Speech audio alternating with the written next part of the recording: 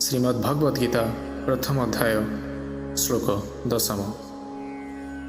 अपर्याप्तं तदस्माकं बलं भीष्माभिरक्षितं पर्याप्तं इदमेतेषां बलं भीमाभिरक्षितम्। एठारे दुर्योधन उभय पक्षर सेनाबलर एक तुलनात्मक चित्र देउछन्ति। से भावुछन्ति तांकर सैन्यबल अपरिमित अटे एवं यह अत्यंत अभिज्ञ सेनापति पितामह भीष्मଙ୍କ द्वारा सुरक्षित होइछि। अन्य पक्षरे पांडव मानकर बल सीमित अटे एवं यह अनभिज्ञ सेनापति भीमଙ୍କ द्वारा सुरक्षित होइछि। भीष्मଙ୍କ सम्मुखरे भीम अति नगण्य अटन्ति।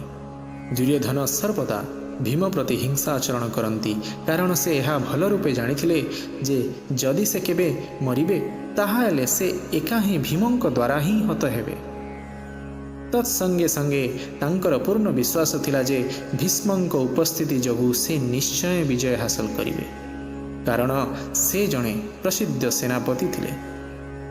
दुर्योधन एही सिद्धांत रे पहुंची थिले जे से निश्चय युद्ध रे विजय हासिल करिवे।